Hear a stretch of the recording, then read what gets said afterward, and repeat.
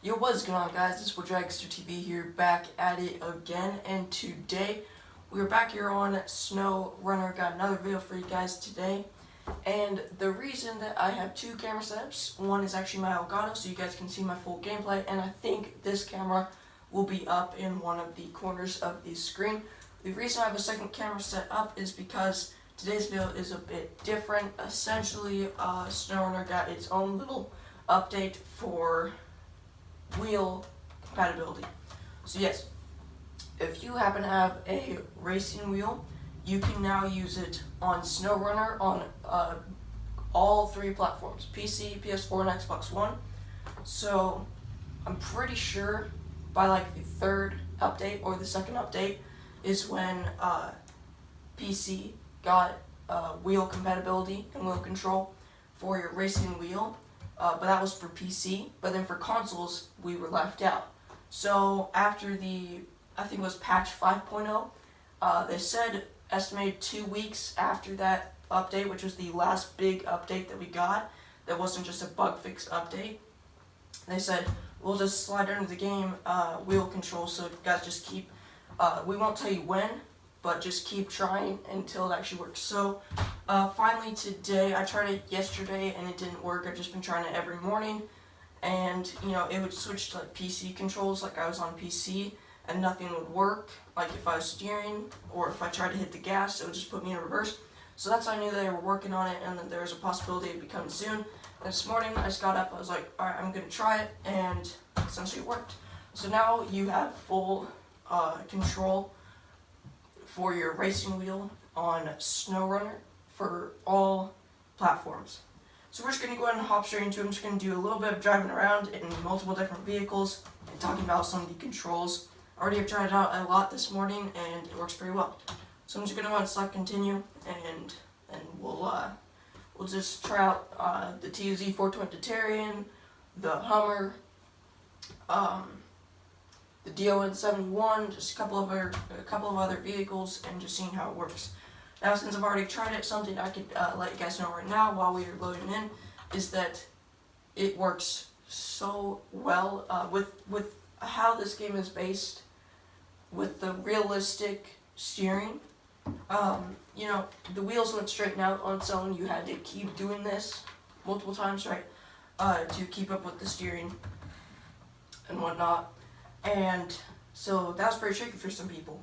But if you have a racing wheel, it'll automatically come back and just make the steering a whole nother experience that just works out very well. So we're just going to go ahead and start by hitting RB here, the paddle shifters, to let off the handbrake. And then we're already in automatic. This is the DON 71. So I'm just going to go ahead and switch to first person view here. And by the way, guys, if you want audio, as always with a racing wheel, you're always going to need to have a handy dandy controller by your side for your headset. Oops. Alright. So let's talk about controls. So down here, alright, so I'm going to put an arrow on the screen, or maybe you could just see my finger right here. So we're going to go ahead and hold LB, and we're right here. There we go. Y is for diff lock, X is for all-wheel drive, which is still the same on a controller.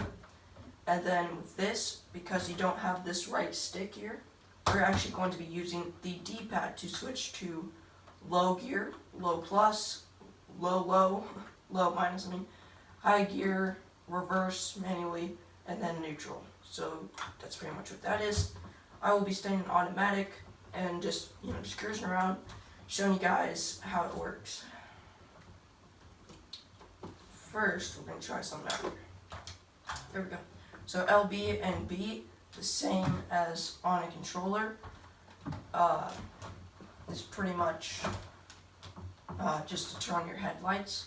And then you have your functions with up on the D-pad, the same as your normal controller. So it's pretty much just everything on this controller is the same on your wheel, pretty much, except for D-pad controls. Then once again, you hit B to exit your functions. just gonna go ahead and do this here. Try not to get stuck in the mud. There we go, we are in all-wheel drive now.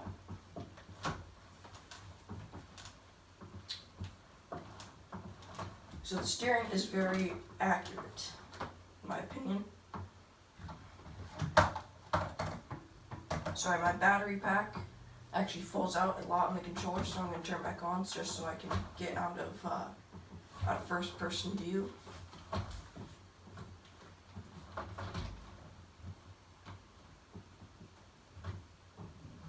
So yeah, anyways, that is the DO-71.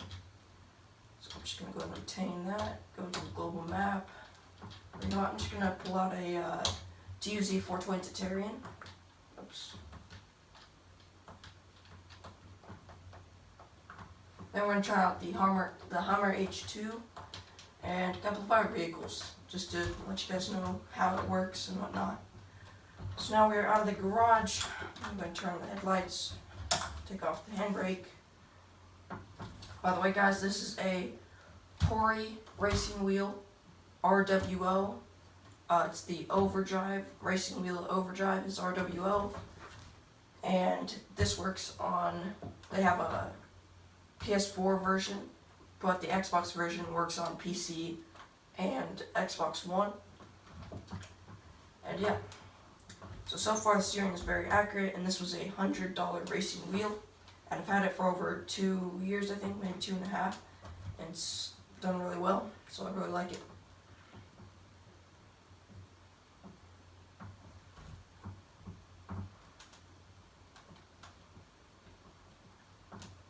So yeah, so far the steering is very accurate, and I highly recommend using this game with a racing wheel.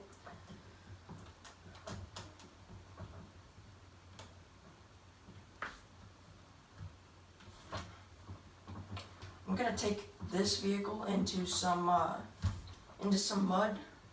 just so I can show you guys how it works in the mud.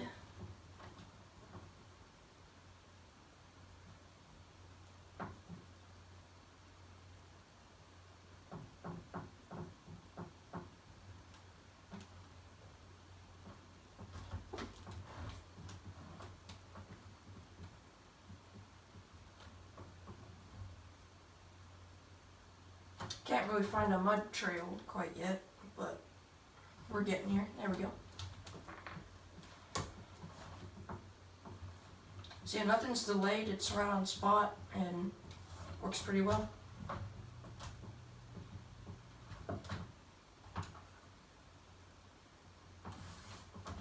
And the reason I'm showing you guys taking it through mud and I guess water right here is just to show you guys like how it will hold up if your tires are spinning out in the mud. I know this is a TUZ420 TYRANT, but either way, I think you guys do get the gist of it. It works pretty well.